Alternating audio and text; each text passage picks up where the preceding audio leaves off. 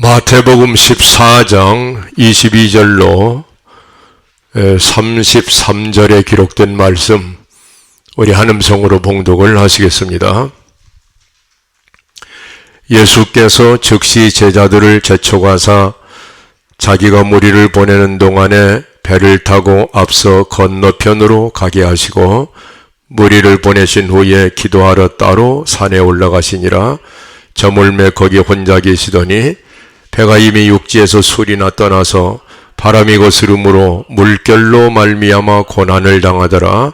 밤사경에 예수께서 바다 위로 걸어서 제자들에게 오시니 제자들이 그가 바다 위로 걸어오심을 보고 놀라 유령이라 하며 무서워하여 소리 지르거늘, 예수께서 즉시 이르시되 안심하라, 내니 두려워하지 말라.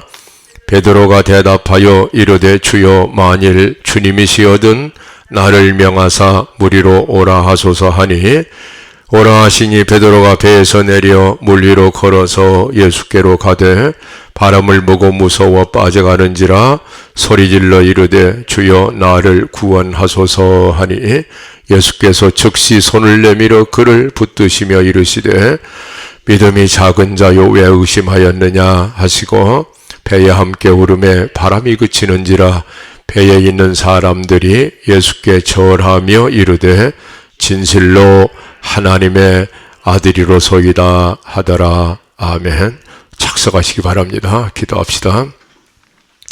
은혜로우신 아버지 하나님, 오늘도 사랑하는 자녀들을 주의 존전에 불러주시고 하늘 문 여시며 하나님 말씀 보내어 주시는 줄 믿고 감사함을 드립니다.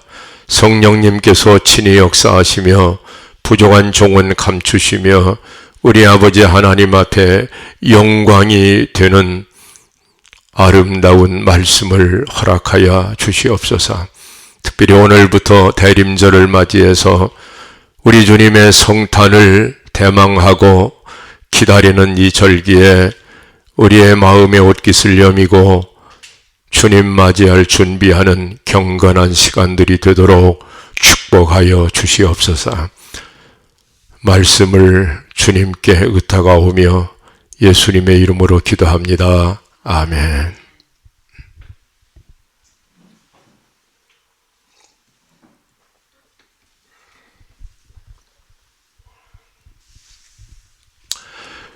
깊고 차가운 바닷물 속으로 서서히 가라앉아가는 타이타닉호의 마지막 운명 같은, 예컨대 그런 혼돈 속에 있는 이 지구촌의 이 상황을 불쌍히 여기사 우리 주님의 성탄절이 다시 한번 우리를 찾아오고 있습니다.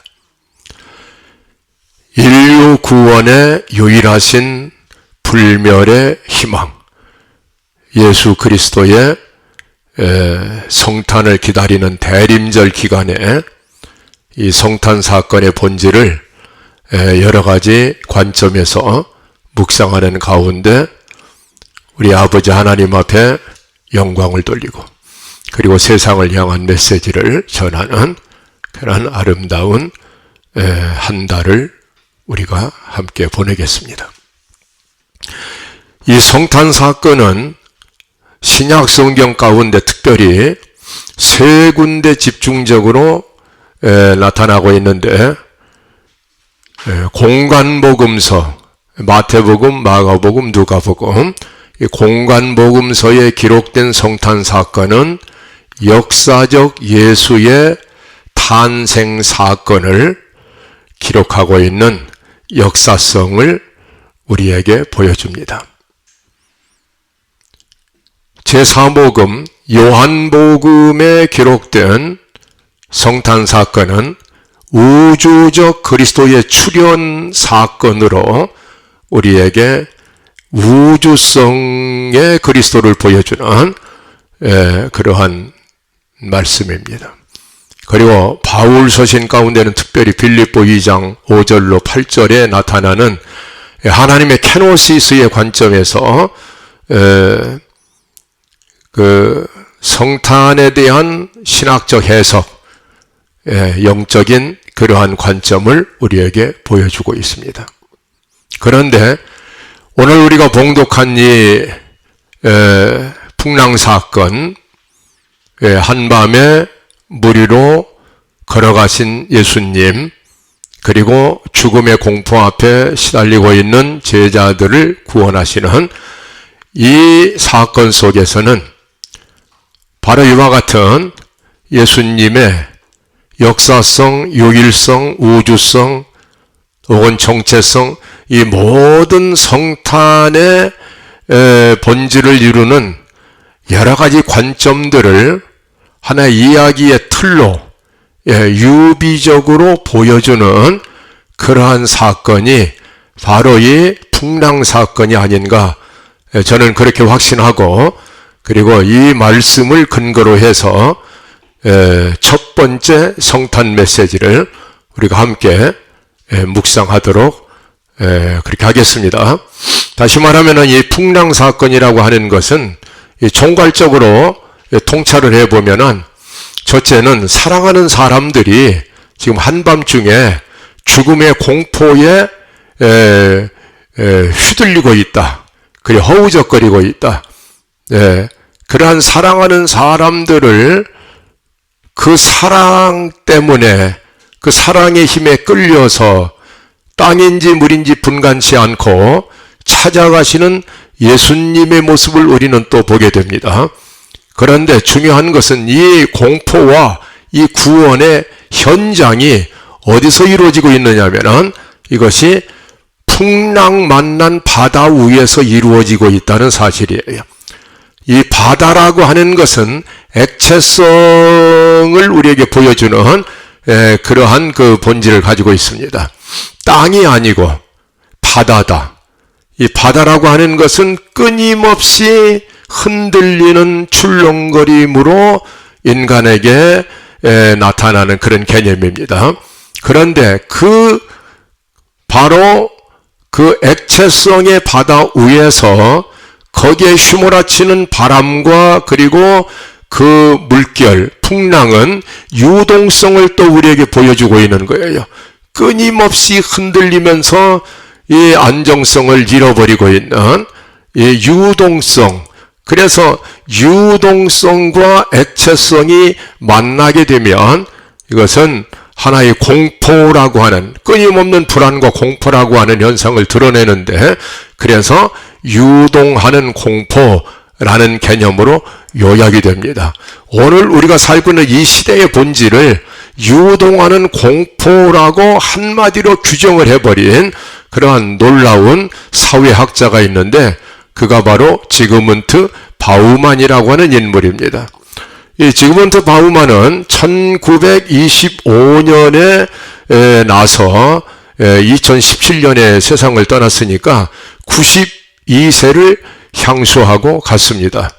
이 마지막 순간까지 자기 지성이 녹슬지 않고 끝없이 우리들이 살고 있는 이 시대의 사회상을 가장 명쾌하게 제시했던 그러한 당대의 대표적인 사회학자가 지그문트 바우만이라는 사람인데, 이 사람은 폴란드에서 났습니다.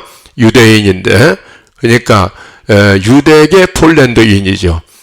거기에서 14살 때 1939년에 나치가 이제 폴란드를 점령하는 바람에 소비에트 연방공화국 쪽으로, 소련 쪽으로 탈출해 갔다가 거기서 공산사상 칼 막스의 마크시즘에 물들고, 그러고서 결국은 그렇게 이제 떠돌다가 29살 때부터 14년 동안 43세가 될 때까지 바르샤바 대학교에서 철학과 사회학을 가르치던 교수로 있었어요. 그러다가 이제 46살 됐을 때 그 폴란드의 공산 정권이 시오니즘을 반대하는 반유대주의 운동을 일으키는 바람에 축출당해가지고 교수직도 박탈당하고 국적도 박탈당하고 그리고 이스라엘로 잠깐 갔다가 영국에 와가지고 리스 지방에서 머물면서 영국의 리스 대학교의 교수로 19년 동안 46세부터 65세까지 19년 동안 재직하면서 그러면서 거기에서 이제 철학과 사회학을 가르치고 그리고 30여 권의 책을 사회학에 관한 아주 명저를 내놓았습니다. 이 사람이 어느 정도로 천재냐면은 15개 언어를 능통 하는 그러한 학자였다라고 하니까 이 시대에 참 출중한 그러한 천재 그 학자였는데 주목할 것은 이 사람이 75세부터 82세까지 이 부분이 저는 참 부럽기도 하고 참 나도 좀 그랬으면 좋겠다 하는 부분인데 그때부터 5권의 책을 내놨어요. 75세에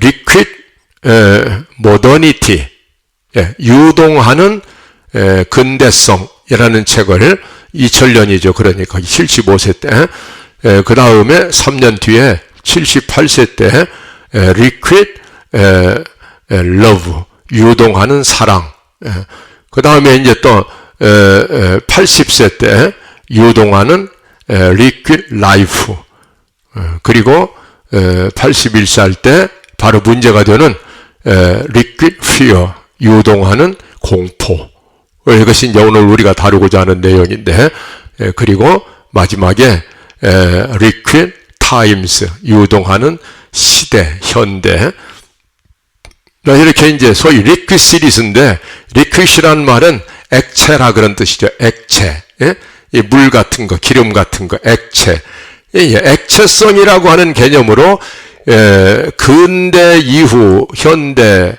다시 말하면은 고대와 중세를 지배하던 고체성의 시대에서 근대와 현대로 넘어오면서 이 시대상이 액체성으로 바뀌었다고 하는 놀라운 통찰을 해내고 있는 거예요.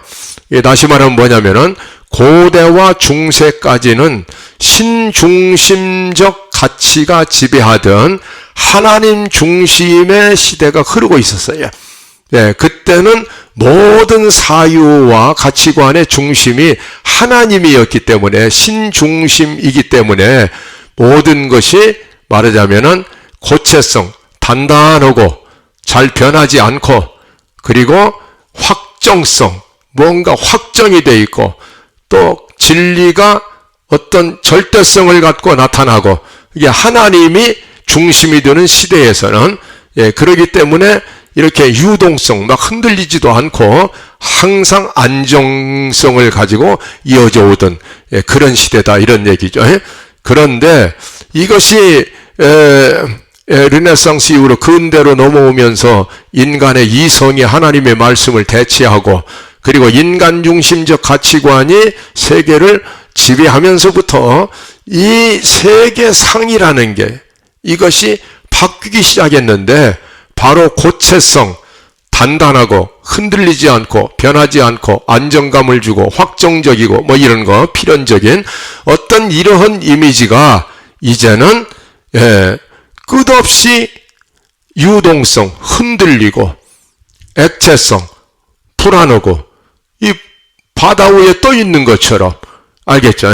그러면서 바람만 불어도 출렁거려 버리고 그러니까 어떤 우연성에 그냥 매여져 버리고 그러니까 모든 것이 상대화돼 버리고 그리고 하나님이라는 절대적 존재는 멀찌감치 인간들이 밀어내 버리고 그리고 자기들의 인간 중심성의 사유를 하는 가운데 뭐 이런 현상들이 일어나 버렸다라고 진단을 하고 있는데 바로 이 관점이 굉장히 중요한 관점이라는 거예요. 바로 이것을 저는 이 바우만의 사유를 생각하면서 이 성경에서 나타나는 사건 중에 바로 바우만의 이 유동성의 철학을 보여주는 사건은 무엇일까라고 생각하다가 풍랑 사건을 떠오르게 되는 거예요. 풍랑이라고 하는 것, 이것은 지금 제자들이 바다 위에 떠 있는 거예요. 근데 이 바다 위에 조각배 하나를 띄우고 거기에 몸을 담고 있는 거예요. 이것이 바로 액체성이라고 하는 믿을 수 없고 우연에 매달릴 수밖에 없고 언제 어떻게 변할 수 없는 그런 불안한 삶의 자리에 떠 있는 거예요. 바람만 조금 불면은 흔들려 버리게 되는 유동성. 그런데 그들은 풍랑을 만나가지고 죽음을 눈앞에 보게 되는 거예요. 그 죽음 앞에서 공포를 느끼게 되는 거예요. 바로 이것이 바우만이 지적하고 있는 이 현대라고 하는 이 시대의 본질이다 라고 말하고 있는 겁니다. 자, 여러분 한번 생각해 보세요. 이제 개글도 이런 개념을 얘기했는데, 말하자면 인생의 바다, 인간들이 살아가는 이 삶의 바다, 이것은 끝없는 출렁거림이라고 하는 속성을 가지고 있는 것이다. 끝없이 출렁거린다. 그런데 이 인생의 바다 끝없는 출렁거림 위에 나뭇잎만한 조각배 하나 띄워놓고 그 위에 내 가족과 나 자신의 생명을 담아놓고 그리고 거기에서 삶을 구가하면서 또 희망을 불태우면서 또 여러 가지 분쟁을 치러나가면서 그러면서 역사라는 것이 흐르고 있는데, 사실을 깊이 보면 바로 그 조각배 하나에 바로 널판지 하나가 깔려있는 널판지 위에서의 삶의 유희에 지나지 않는 것이고, 그 널판지 한 장 바로 밑에는 천길 깊은 바다와 같은 죽음이 기다리고 있다는 거예요. 그 널판지 한쪽만 부서져도 물이 새 들어오게 되고, 그리고 바람만 조금 불어도 그 풍랑이 일어가지고 그 파도가 그 배 안으로 넘쳐 흘러버리면 배가 끝없이 요동쳐버리고, 그 속에서는 끝없는 불안이 심화된 상태의 공포가, 그것이 인간의 삶을 다 삼켜버리는 이런 상태 속에서 인간들은 삶이라고 하는 역사를 이어가고 있는다 이거예요. 이 인간의 삶의 근원적인 이 실상을, 이걸 통찰해 볼 수 있는 사람 같으면 여기에서 하나님을 찾지 않을 수가 없는 것이라 이거예요. 풍랑만 난 제자들이 거기에서 죽음이 덮쳐오는 그 상황 속에, 그것도 밤 사경이니까 캄캄한 한밤중에 어둠 속에서 공포에 사로잡혀서 떨고 있을 때, 오직 그들을 건져낼 수 있는 분은, 오직 그 바람을 잔잔케 할 수 있는 분은, 오직 그 바다를 고요하게 가라앉힐 수 있는 분은 예수님 한 분밖에 없다. 그 예수님이 그 풍랑 위로 걸어오셔서 비로소 만나 주셨을 때만, 그때만 인간의 삶의 끝자락에서 끝없이 흔들리는 유동하는 공포라고 하는 이 현상을 참재울 수 있는 것이다 라는 것을 풍랑 사건에서 우리는 보여주고 있는데, 그런데 이 풍랑 사건을 보면은 예수님은 산 위에 올라가서 깊은 기도를 하시다가 그 바람이 갈릴리 호수를 맴돌고 있는 그 위기감을 느꼈을 때, 바로 사랑하는 제자들이 바다 한가운데서 죽음의 직면에 있다는 이 사실을 방관하고, 그리고 그냥 지나칠 수가 없어서 왜 그랬냐면 예수님은 사랑이시기 때문에 이 사랑의 힘에 이끌려서 그래서 제자들을 향해서 빠른 걸음으로 가시다 보니까 어디까지가 땅인지 어디까지가 불인지 분간할 여지도 없이 강력한 사랑의 힘에 이끌려서 가시다 보니까 액체성의 세계 속에 함께 동참을 해버리셨다.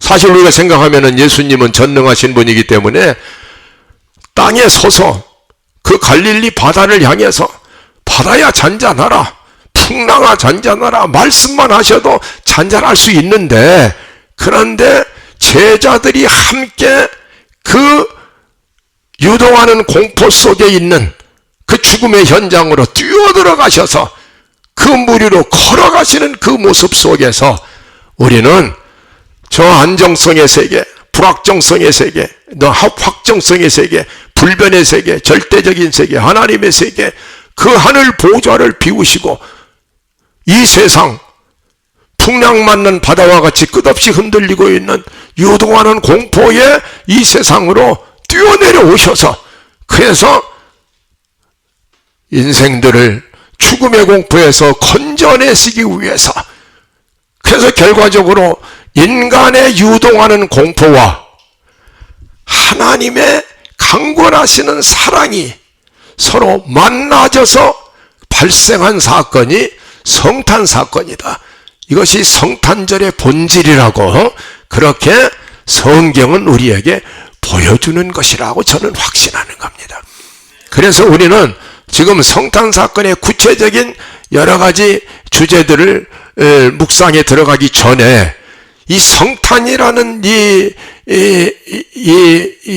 예수님 성탄이라는 이 현상은, 이것은 하나의 신학이나 교리적인 명제가 아니고 이것은 현실적인 사건으로서 우리에게 주어진 것이다. 실제로 일어난 사건이다.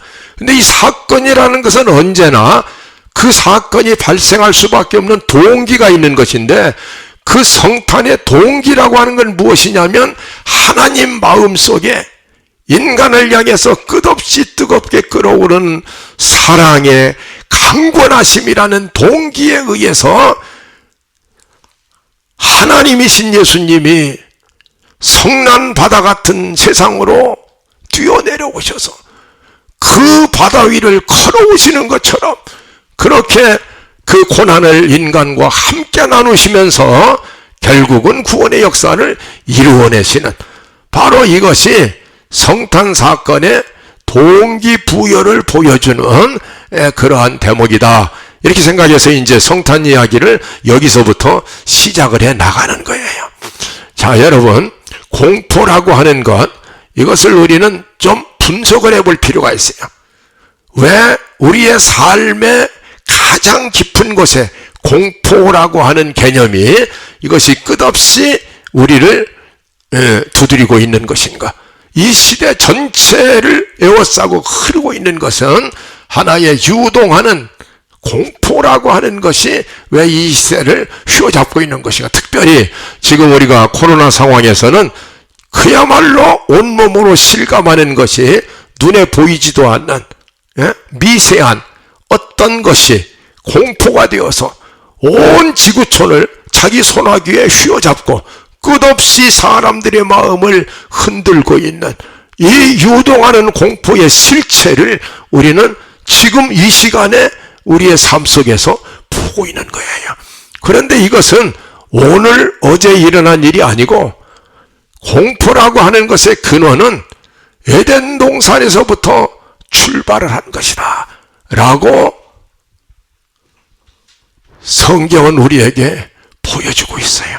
이 공포라고 하는 것은 창세기 3장 10절에 처음 나타나는 개념입니다. 거기에 보면은 이제 여러분 잘 아시는 그 선악과 사건 이후에 하나님께서 동산에 나타나셔서 아담아 내가 어디 있느냐, 인간이여 내가 어디 있느냐 라고 질문하실 때 창세기 3장 10절을 보면은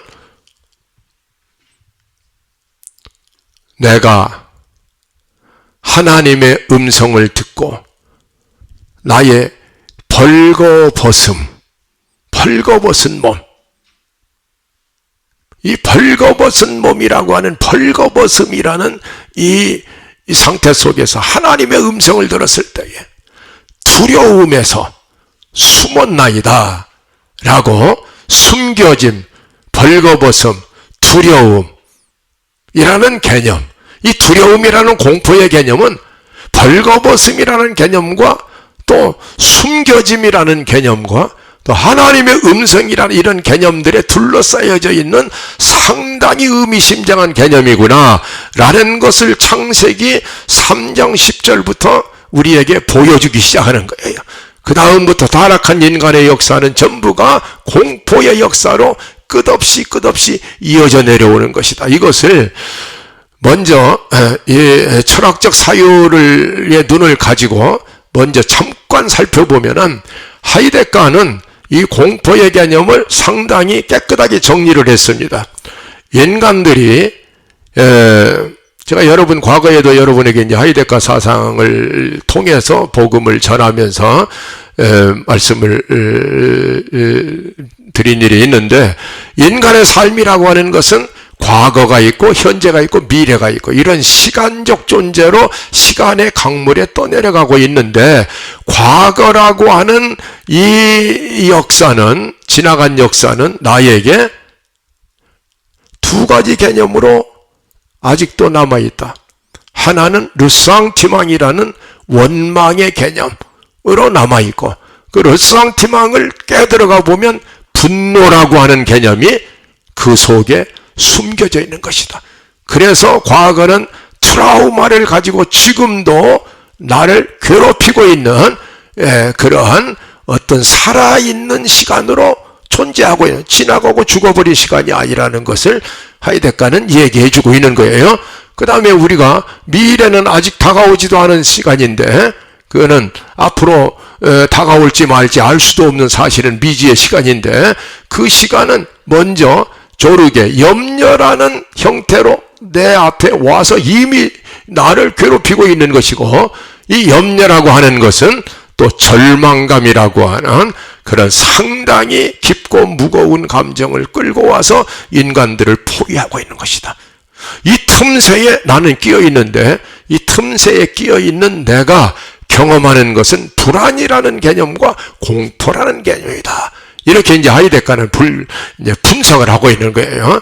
이 공포라는 개념은 뭐냐면, 결국은 인간은 죽음을 향한 존재인데 언젠가는 죽어야지 된다. 자기의 죽음을 예상할 수밖에 없는, 그런 죽음을 향해서 걸어갈 수밖에 없는, 타이타닉호가 서서히 가라앉는 것처럼 인간 개인의 삶도 서서히 가라앉아가는 그러한 어떤 종말론적인 요소를 가지고 있는데, 그런데 이것이 죽음이라고 하는 것이 두 가지 형태로 우리에게 다가온다는 거예요. 하나는 뭐냐면은 보편적인 죽음, 누군가 죽었다는 거예요. 누군가, 이 시간에도 코로나로 누군가 지구상에서 몇 명이 죽었다, 미국에서 23만 명이 죽었다, 이게 누군가의 죽음일 경우에는 그것은 아직도 내 앞에 딱 다가온 그 죽음은 아니기 때문에 그것은 불안이라는 개념을 조성해내는 거예요. 끝없이 뭔가 불안한 거예요.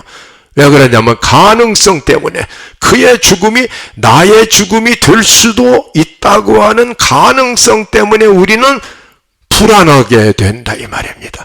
이 불안의 개념은 그렇게 솟아오르는 거예요. 그러다가 이것이 어쩌다가 보니까 내가 검사했더니 양성 반응이 나와버렸다. 이때부터는 이거는 보편적 개념이 아니고 주체적 개념으로 바꿔져 버리는 거예요. 그래가지고 이제는 불안이 공포라고 하는 감정으로 바뀌어지기 시작한다 이 말입니다. 알겠죠?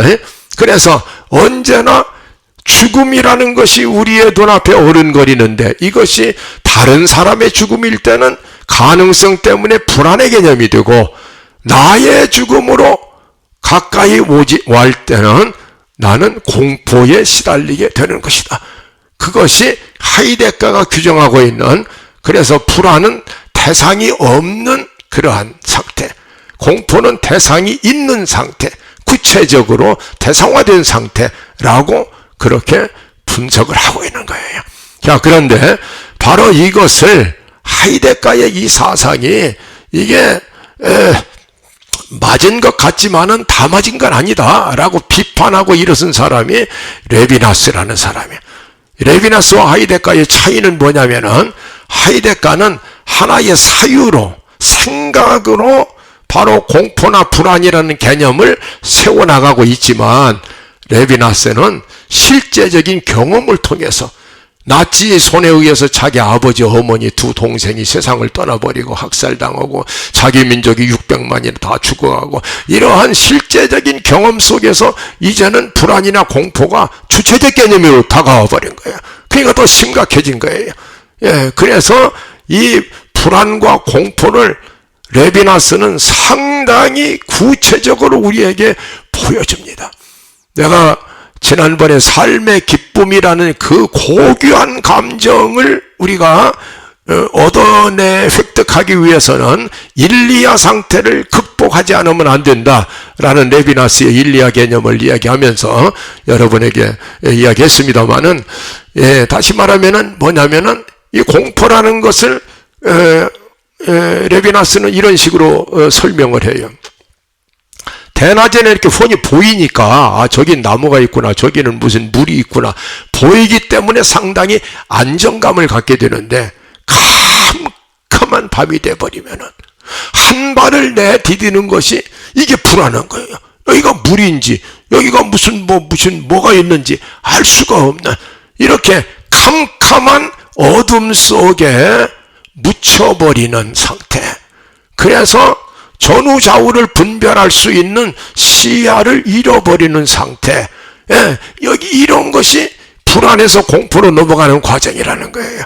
그런데 그 어둠 속에 누군가가 서서 나를 물끄러미 바라보고 있는 어떤 눈초리가 있다 라고 하는 걸 느낄 때 우리는 섬뜩한 감을 느끼게 되는데, 바로 그것이 죽음의 눈초리라 이 말이에요.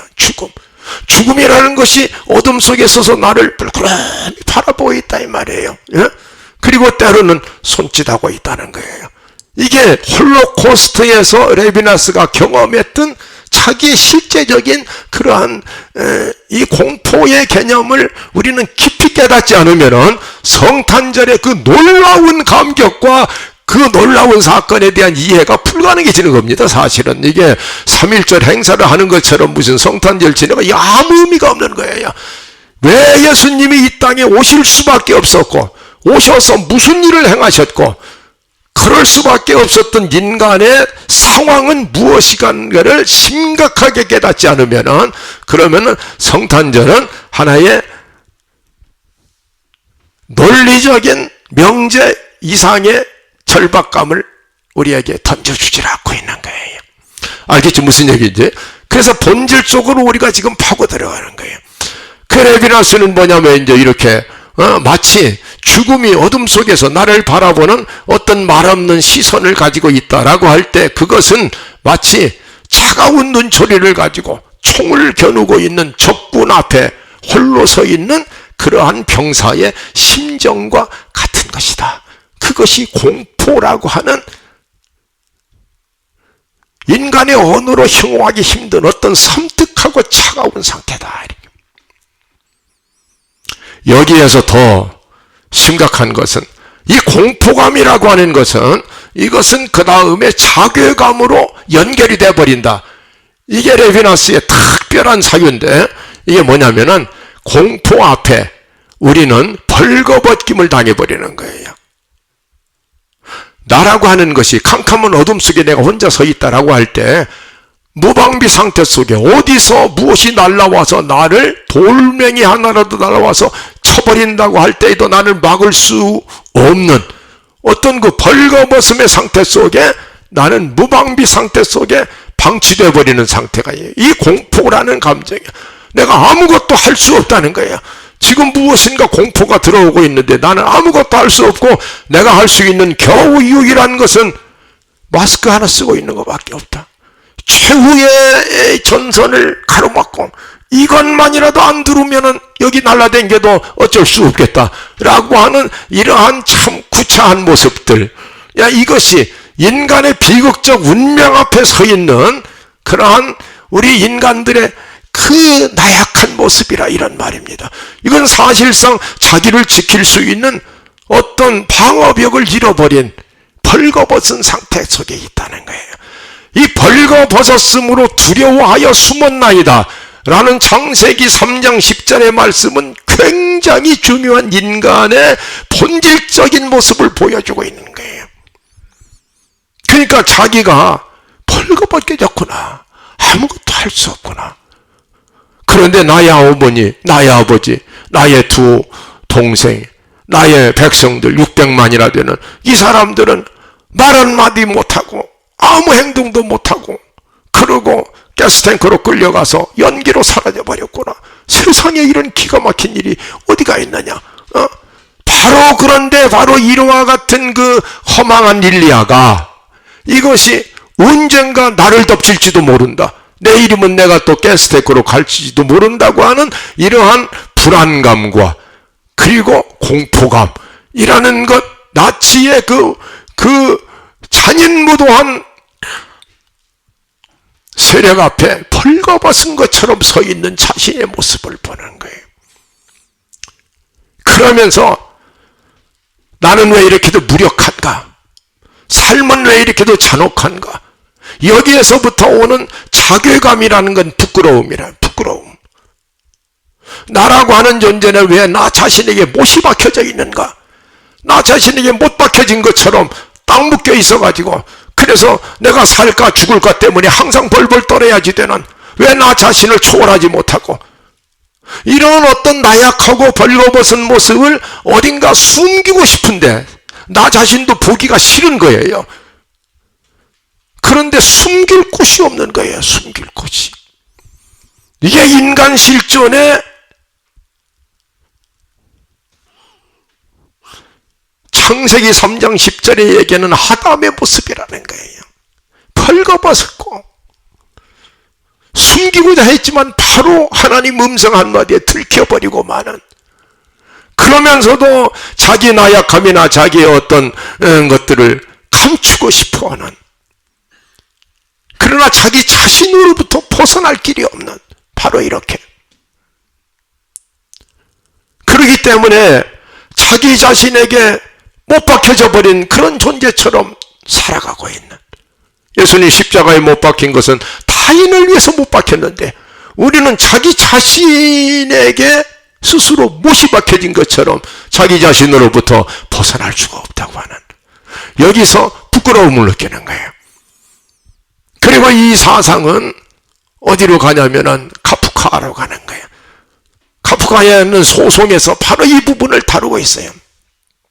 조세프 카라고 하는 청년이 회사원인데 어느 날 갑자기 와서 체포당하고 죄목이 뭔지도 모르는데 1년간이나 질질 재판을 끌고 그러다가 결국은 사형 선고를 받는데 왜 죽는지도 모르고 죽어가는, 그런데 사형 선고 받으면서 그 입에서 마지막 한마디 남겨놓는 것이 바로 이 상태, 자기 자신에 못 박혀 있으면서 자기 자신을 벗어날 수도 없고, 그렇다고 해서 그 이유가 뭔지도 모르고, 코로나 때문에 우리보다 먼저 세상을 떠나간 사람들이 무슨 죄가 있어서 그런 것도 아니고 특별히 잘못한 것도 없고 왜 죽는지도 모르고, 그러면서 우리는 끝까지 불안과 공포의 벽에 쌓여 있을 수밖에 없는 이런 상황에 대한 부끄러움, 스스로 부끄러움. 이게 하나님을 잃어버린 존재들, 탕자의 운명이라는 겁니다. 지금 하나님을 만나기 전에는 인류는 희망이 없다는 것을 이 코로나 상황에서 절감을 하지 않고는 코로나에 당하고 또 하나님을 믿지도 못하는 그러한 인류가 심각한 상황 속에 성탄절이 왔다는 것을 우리는 깊이 생각을 해요. 이 성탄의 의미가 이 상황에서 무엇을 말해주는 것인가? 그 조세프 카가 마지막 사형대에서 한마디 하는 것이 개 같은 인생, 죽음까지도 부끄러움은 남는구나. 그러고 가는 거예요. 죽었는데도 부끄러움은 남아. 부끄러움을 세상에 남겨놓고 죽어가는 사람들이 많은 거예요.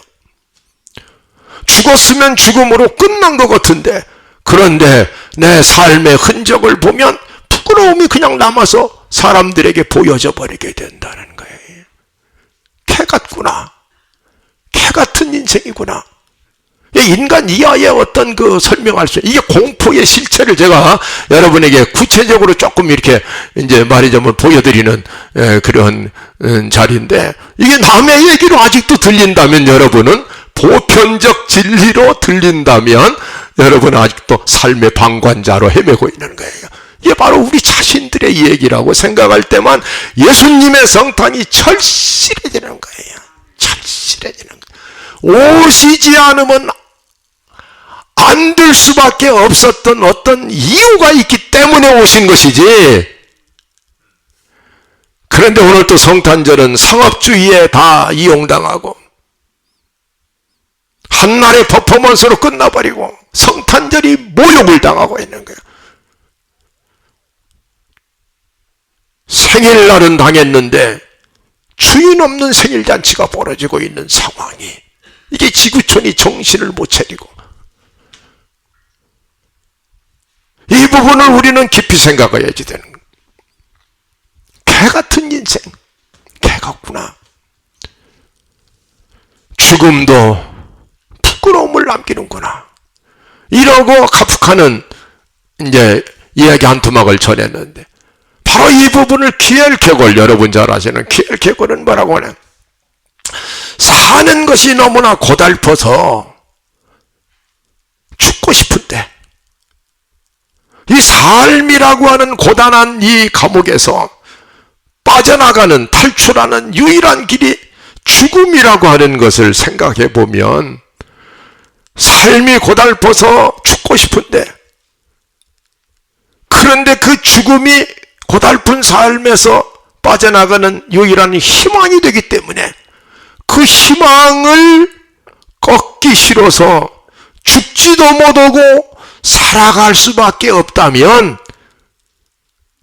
우리의 삶은 공포다라고 말하는 거예요. 공포라고 하는 것은, 이 삶이 너무 힘들고 인생이 너무 고단하기 때문에 여기서 빠져나가고 싶은데, 가만히 보니까 죽음이라는 거 하나만 희망이 되고 있어서 그 희망을 버릴 수가 없어서 죽지도 못하고 살아가는 사람이 있다면 그에게 삶은 무엇이냐? 공포다. 이게 키엘케골이 정의하는, 참, 이게 깊은 눈길을 가지고 삶을 바라보았던 사람들의 이야기입니다. 여기에서 이제 이 지독한 이야기를 하는 것이 사르트르인데, 사르트르는 이게 이런 삶이기 때문에 벌거벗겨진 삶, 죽음의 공포 앞에서 그냥 속수무책으로 벌거벗겨진 삶이기 때문에 이렇게 벌거벗겨져 있는 자기 자신을 감추고 숨기고 싶어도 숨길 데도 없기 때문에, 예? 이러다 보니까 삶이라는 것 자체, 이 세계라는 것 자체가 이것이 다 혐오스러워지고, 이것이 다, 예? 이 세상 그러면 운명론자로 빠져버리고, 자, 이렇게 해서 이러한 공포감이나 두려움이나 이러한 부끄러움이나 이것을 입에서 딱 뱉어버리고 싶은데, 딱 뱉어버리고 싶은데, 그래서 그걸 구토라고 그래요. 구토라는 개념을 사르트르는 만들어내요. 구토라는 게 뭐냐면 삶이라는 것이 메시껍다 이거예요. 산다는 게 그냥 다 뱉어버리고 싶은 거예요. 그래서 자살 중독이나 뭐 이런 것들이 이제 사람을 찾아오는 이유가 그런 것들이죠. 아니 근데 이것도 뱉어버리고 싶은데 딱 뱉어버릴 수 없도록 목구멍에 딱 붙어있는 가래침같이 그렇게 삶이 나에게 붙어있다는 거야. 이걸 어떻게 하면 좋냐. 그래서 결국은 공포감은 자괴감으로, 자괴감은 수치감으로, 수치감은 구토의 현상으로까지 발전해 가버린다는 거예요. 이것이 아담 이후로 인간의 삶을 지배한 심각한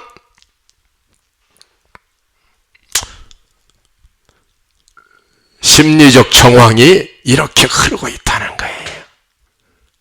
밖에 있는 코로나가 문제가 아니고 코로나라고 하는 것이 그 내 몸에 파고 들어오지도 않았음에도 불구하고 정신적 코로나가 내 마음을 다 불안하게 만들어 놔가지고, 그래가지고 이 삶이 옹색해지고 좀 어떻게 좀 이상해지고 이래가지고 말하자면은 이게 향방을 알 수 없는 어떤 것에 체포당한 것처럼 그렇게 되어져 버린 지구촌의 상황. 여기서 사실 우리는 생각하기도 싫지만 북한에서 붉은 단추 하나만 잘못 눌러놓으면은 남한은 날아가 버리는 핵전쟁의 공포 속에서 살아가고 있는 것이고, 그 공포를 무기화해 가지고 또 그 공포를 사용해서 그래서 이 소위 정치라는 것들이 그렇게 벌어지고 있는 것이고, 또 아무 때나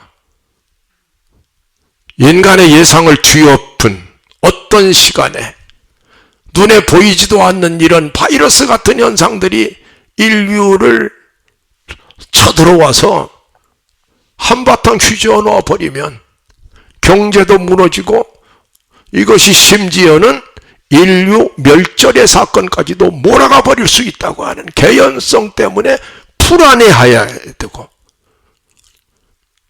그것이 공포 속에 떨어져야 되고, 이것을 성경은 어떻게 보느냐?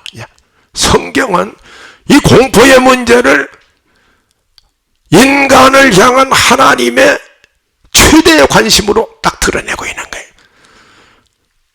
이 아담의 공포에서부터, 이 두려워서 또는 이 사건에서부터 계속적으로 이 두려움이라는 것이 아주 핵심 명제로 드러나는 사건들이 막 성경에 터져 나오는 거예요.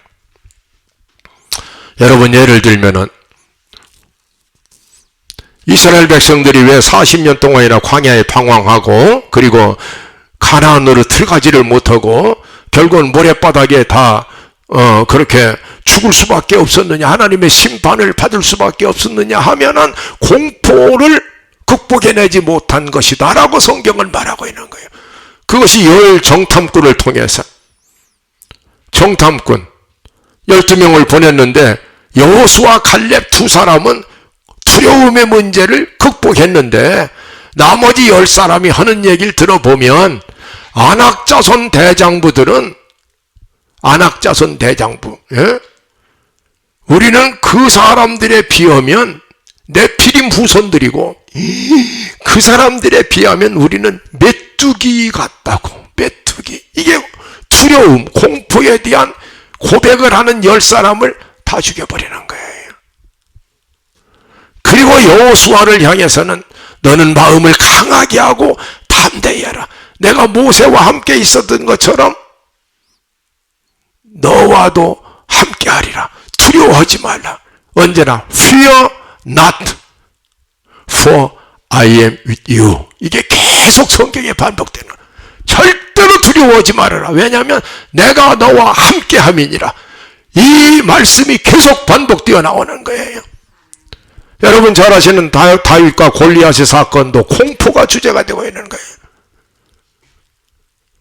골리앗이라는 인물이 나타나가지고 공포를 갖다 막 이 코로나처럼 온 막 세상에 막 그걸 뿌려대는 거예요. 그러니까 사울이라는 사람과 그 군대들은 마음이 싸우지도 않고 40일 동안 아침 저녁으로 막 소리 지르는 그 골리앗 앞에서 물처럼 녹아져 버렸다. 마음이 다 물처럼 녹아져 버렸어요.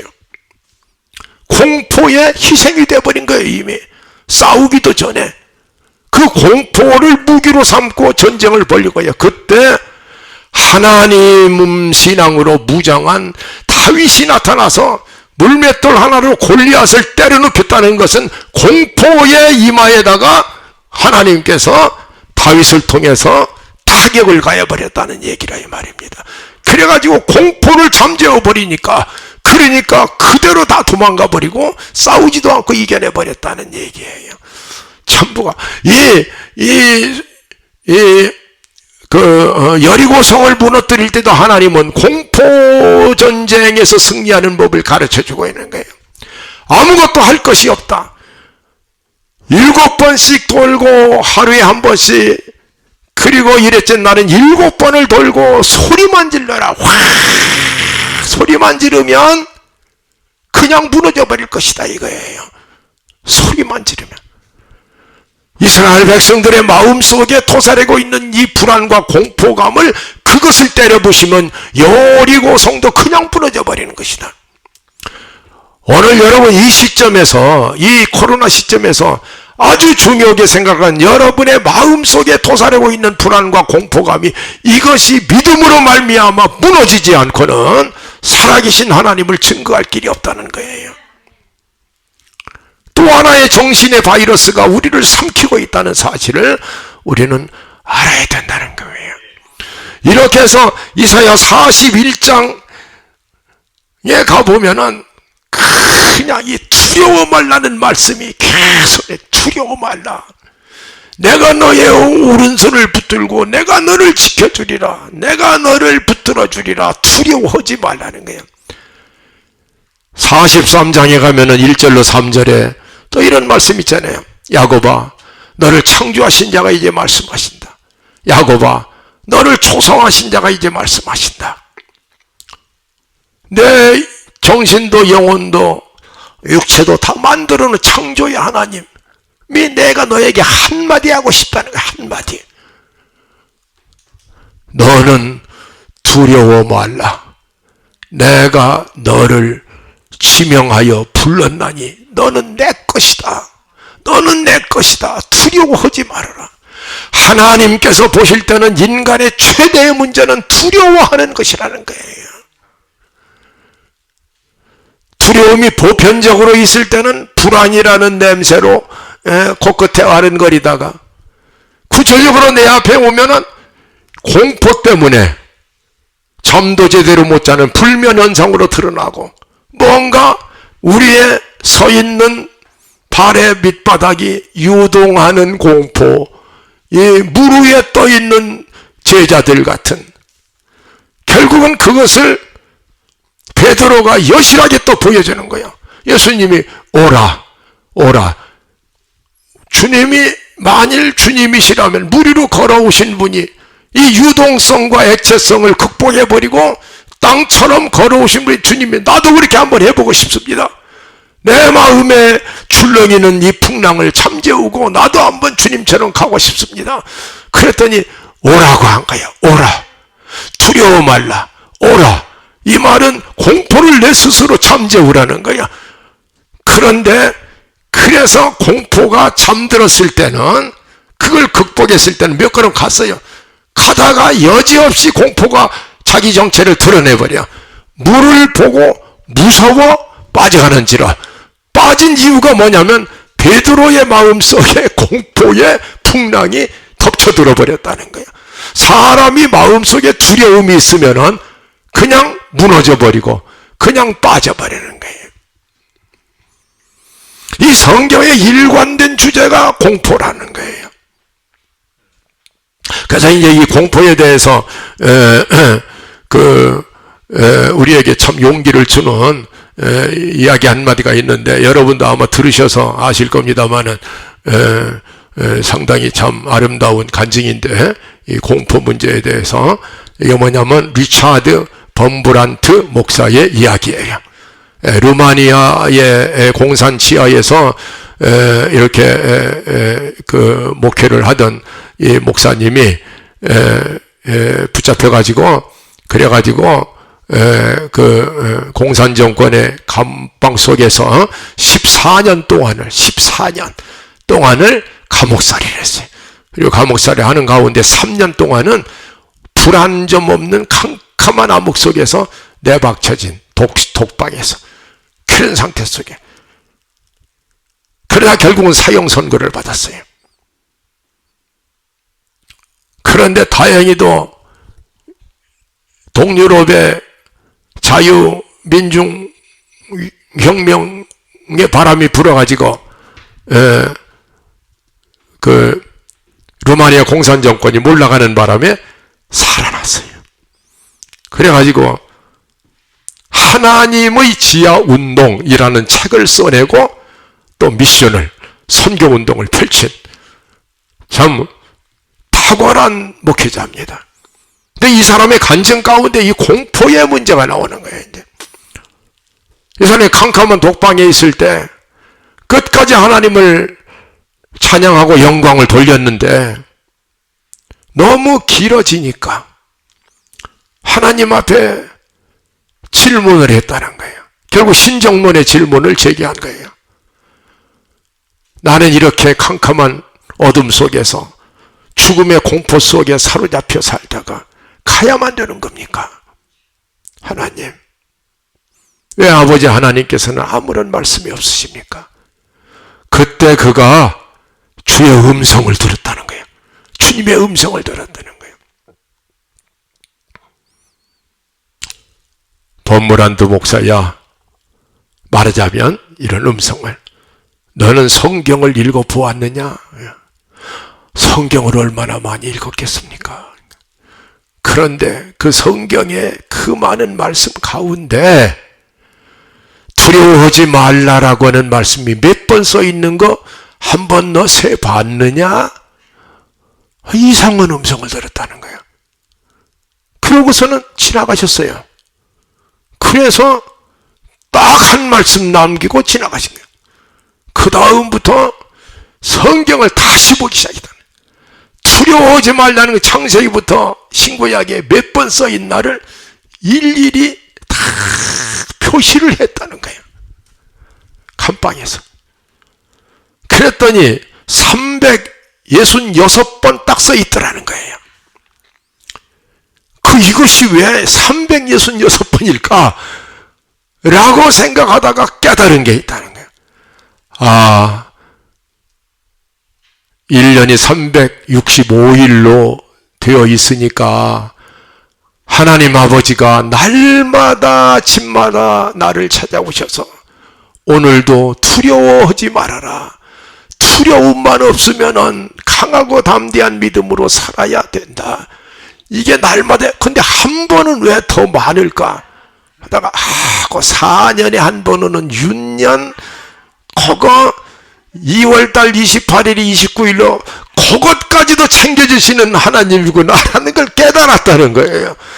그러고서는 하나님을 찬양하고 감사했더니 혁명이 일어나가지고 풀려나가지고 살아났다는 거예요. 이게 범브란드 목사의 유명한 간증입니다. 이게 여러분도 여러분 들으셨을 얘기 같습니다만은 성경의 총 주제는 인간의 공포, 유동하는 공포, 그 공포에 조준하고 있는 거예요. 그걸 향해서 하나님께서는 내가 너와 함께 할 것이니, 모세와 함께 한 것처럼 너와도 함께 할 것이니, 그 우리 주님은 마지막까지, 마지막 다락방 강화 요한복음 14장 마지막 설교하시면서 너희는 마음에 근심하지 마라. 하나님을 믿으니 또 나를 믿어라. 14장 27절을 가면은 내가 너에게 평안을 끼치노니 세상이 주는 평안과 같지 않다. 너는 두려워하지 말아라 라고 말하고 있는 거야. 왜 두려워하지 말 것인가? 내가 너와 세상 끝날까지 함께 하리라고 하는 이 믿음을 가지고 두려워하지 말라. 이것이 주님의 마지막 남긴 말씀은 승천하신 거예요. 두려움이라는 거.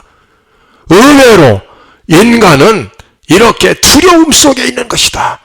근데 이 두려움은 하나님이 나와 함께 하신다는 그것이 다윗의 신앙이다. 다윗 시편을 읽으면 계속 두려워하지 말라, 하나님 앞에 두려워하지 말라, 이게 계속 반복되잖아요. 바로 그렇게 두려워하지 말라고 말씀하셨던 그 하나님의 그 구약에서 수도 없이 이스라엘 백성들을 위로하고 그리고 힘을 주셨던 바로 그 말씀이 육신이 되어 세상에 오셔서 무리로 걸어오시는 예수님이 되셔서 인간들의 고통, 인간들의 그 유동성, 그 인간들의 액체성과 함께 자기를 나누시면서 걸어오셔서 그 풍랑을 잔잔케 하시고, 예수를 떠난 제자들은 풍랑을 만날 수밖에 없는데 다시 예수를 만나면 풍랑이 잔잔해진다는 걸 보여주면서 공포의 문제, 인간의 유동하는 공포와 하나님의 강권하시는 사랑의 만남의 사건이 바로 성탄 사건이고, 바로 여기에서부터 인류의 불멸의 희망, 구원의 길이 열려진다고 하는 사실을 성탄절에 우리는 깨달아야 될 것입니다. 너희는 두려워하지 말라. Fear not, for I am with you 라고 하는 이 주의 음성을 날마다 기억하시는 여러분 되시기를 주의 이름으로 축원합니다. 기도하시겠습니다. 여러분 가슴에 손을 얹고 내 가슴에서 나도 모르게 올해 아지랭이 피어오르듯이 피어오르는 이 걱정, 근심, 불안, 슬픔, 이런 것들 다 사라지게 해주시고, 그것이 결국에는 뭉쳐서 그래서 공포로 나간다고 하는 사실을 기억하게 하셔서 유동하는 공포가 지배하는 이 세상에